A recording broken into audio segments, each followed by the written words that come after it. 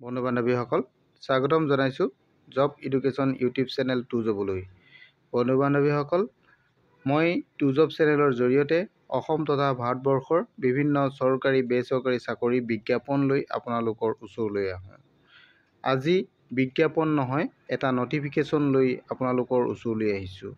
এই নটিফিকেশ্যনটো ভাৰত চৰকাৰৰ শিক্ষা বিভাগৰ পৰা প্ৰকাশ কৰা হৈছে।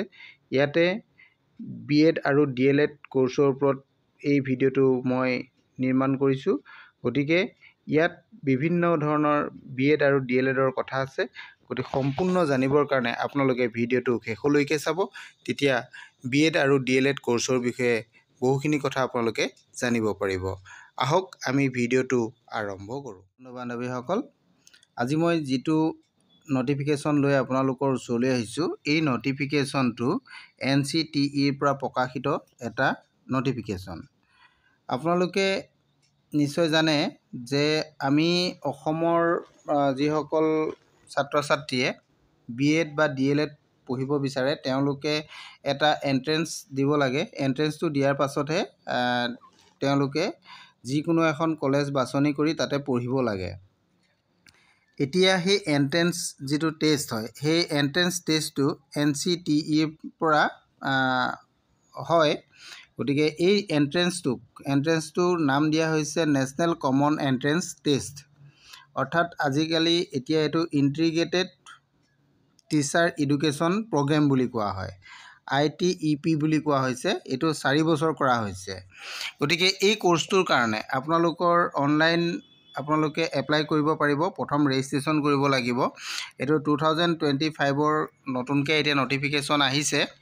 আপোনালোকে এণ্ট্ৰেঞ্চটো দিবৰ কাৰণে আপোনালোকে কিমান তাৰিখৰ পৰা অনলাইন আবেদন হৈছে এইখিনি কথাও আপোনালোকে চাই ল'ব পাৰিব। মই আপোনালোকক জনাই দিছোঁ, ইয়াতে অনলাইন ছাবমিশ্যনৰ এপ্লিকেশ্যন ফৰ্মটো আপোনালোকৰ 20 ফেব্ৰুৱাৰীৰ পৰা আৰম্ভ হৈছে আৰু এইটো 16 মাৰ্চ 2025 তাৰিখলৈকে থাকিব। গতিকে আপোনালোকে 16 মাৰ্চৰ আগতে অনলাইন আবেদনটো কৰিব লাগিব। আপ টু 11:30 PM 11:30 PM ভিতৰত আপোনালোকে কৰিব লাগিব। আৰু ইয়াতে আপোনালোকে লাষ্ট ডেটটো নিশ্চয় মই এতিয়া গম পালে, এইটো 16 মাৰ্চ। ইয়াতে আকৌ নেক্সট অপশ্যন দিছে যে last date of successful transaction of through debit card বা ক্ৰেডিট কাৰ্ড বা নেট বেংকিং বা UPI থ্ৰুৱে আপোনালোকে পে'মেণ্টটো কৰিব লাগিব। ইয়াত আপোনালোকে এক্সামিনেশ্যন এটা ফিজ পে'মেণ্ট কৰিব লাগে। সেই ফিজটো আপোনালোকে 16 মাৰ্চৰ ভিতৰত পে'মেণ্ট কৰিব লাগিব। আৰু কৰেকশ্যনৰ কাৰণে আপোনালোকক দিয়া হ'ব। কৰেকশ্যনটো আপোনালোকৰ যদি ফিল আপ কৰোঁতে কিবা ভুল হয় তেনেহ'লে আপোনালোকে ফিল আপ কৰিবৰ কাৰণে 18 মাৰ্চৰ পৰা 19 মাৰ্চৰ ভিতৰত কৰেকশ্যন কৰিব পাৰিব। এইখিনি কথা দিয়া হৈছে। আৰু আপোনালোকৰ এক্সামিনেশ্যনটো কেতিয়া হ'ব এইটো কথাও ইয়াতে উল্লেখ কৰা আছে। এক্সামিনেশ্যনটো আপোনালোকৰ হ'ব ফাৰ্ষ্ট উইক অফ এপ্ৰিল 2025। এপ্ৰিলৰ 2025ত আপোনালোকৰ এইটো এপ্ৰিল মাহত আপোনালোকৰ এক্সামটো হ'ব। ইয়াৰ কাৰণে আপোনালোকে এডমিট কাৰ্ড ডাউনলোড কৰিব পাৰিব। 3 দিন বা 4 দিনৰ আগতে, এক্সামিনেশ্যন হোৱাৰ 3 বা 4 দিনৰ আগত আপোনালোকে ডাউনলোড কৰি ল'ব পাৰিব এডমিট কাৰ্ডটো। ডেট অফ এক্সামিনেশ্যনটো আপোনালোকৰ ইয়াতে দিয়া হৈছে যে 29 এপ্ৰিল 2025। ইয়াতে ডাইৰেক্ট কৈ দিয়া হৈছে যে 29 এপ্ৰিল তাৰিখে আপোনালোকৰ এইটো এক্সামিনেশ্যনটো হ'ব। ইয়াৰ কাৰণে আপোনালোকে এই নটিফিকেশ্যনটো হওক বা ইয়াৰ এডমিট কাৰ্ড ডাউনলোড হওক, অনলাইন আবেদন হওক, এই সকলোখিনি আপোনালোকে এই অফিচিয়েল ৱেবছাইটত গৈ আপোনালোকে কৰি ল'ব পাৰিব। ইয়াতে সবিশেষ জনোৱা আছে। আপোনালোকৰ কুৱেশ্যনবিলাক যি এক্সামিনেশ্যন হ'ব, এক্সামিনেশ্যনৰ কি আপোনালোকৰ লেংগুৱেজ থাকিব, এই লেংগুৱেজসমূহৰ বিষয়ে ইয়াতে দিয়া আছে। ইংলিছ, হিন্দী, আছামিজ, বঙালী, গুজৰাটী, কানাডা, তেনেধৰণে গোটেই ভাষাখিনি আছে। যিহেতু মই অসমৰ পৰা কৈ আছোঁ, গতিকে আপোনালোকে আছামিজ লেংগুৱেজটো আছে নাই চাই ল'ব পাৰিব।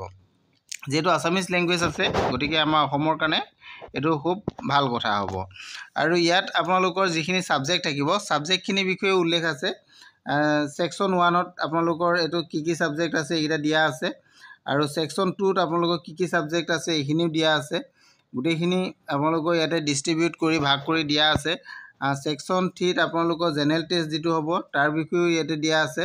কেনেধৰণে কুৱেশ্যনবিলাক আহিব আৰু কেনেকুৱা টাইপৰ কুৱেশ্যন হ'ব। মাৰ্ক থাকিব আৰু 4th সেকশনটো থাকিব তেনেধৰণে কেনেকুৱা কুৱেশ্যন থাকিব কিমান কুৱেশ্যন থাকিব আৰু কিমান মাৰ্ক আপোনালোকৰ থাকিব এইখিনি কথা ইয়াতে দিয়া আছে আৰু আপোনালোকৰ ইয়াৰ কাৰণে টেষ্টৰ যিটো পেটাৰ্ণটো আপোনালোকক দিয়া হৈছে টেষ্টৰ যিটো পেটাৰ্ণটো আপোনালোকৰ প্ৰথম চাওক এইটো objective type with multiple choice question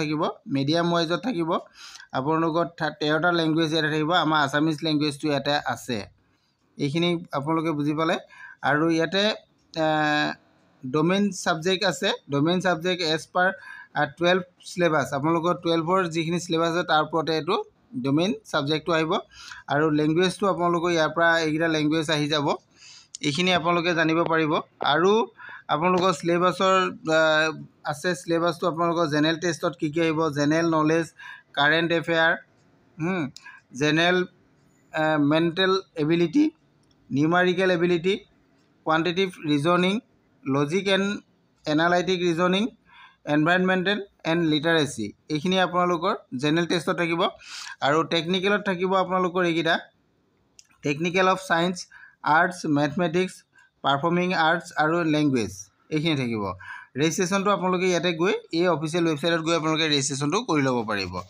ইয়াৰ কুৱেশ্যনবিলাকৰ যিটো কুৱেশ্যন পেপাৰত আপোনালোকৰ টোটেল মাৰ্ক আৰু কুৱেশ্যন এইখিনিৰ ওপৰতো আছে আপোনালোকে চাওক টোটেল কিমান কুৱেশ্যন থাকিব আপোনালোকৰ টোটেল কুৱেশ্যন ইয়াতে দিয়া হৈছে যিটো টেষ্ট হ'ব টেষ্টত 181 কুৱেশ্যন থাকিব আৰু আপোনালোকে ইয়াতে total question to be attempt কৰিব লাগিব 160টা কুৱেশ্যন আপোনালোকে এটেম্প্ট কৰিব লাগিব এইখিনি কথাও ইয়াতে উল্লেখ কৰি দিছে গোটেই কথাখিনি ইয়াতে বিতংকে উল্লেখ আছে আপোনালোকে চাই ল'ব পাৰিব মই যিমানটো পাৰোঁ আপোনালোকক জনাই দিছোঁ আৰু সবিশেষ আপোনালোকে জানিবৰ কাৰণে ইয়াতে এই লিংকত যাব লিংকত গৈ আপোনালোকে এই বিজ্ঞাপনটো ডাউনলোড কৰি ল'ব পাৰিব আৰু লগতে আপোনালোকে ইয়াৰ সবিশেষ জানি ল'ব পাৰিব ইয়াৰে এক্সামিনেশ্যন চেণ্টাৰ বিষয়ে উল্লেখ আছে এইটো এক্সামিনেশ্যন চেণ্টাৰ আপোনালোকৰ আমাৰ অসমৰ কাৰণে চাওক এইটো আসামৰ কাৰণে কৈছে ডিব্ৰুগড় আছে গুৱাহাটী আছে যোৰহাট আছে এই তিন জেগাত আমাৰ অসমৰ কাৰণে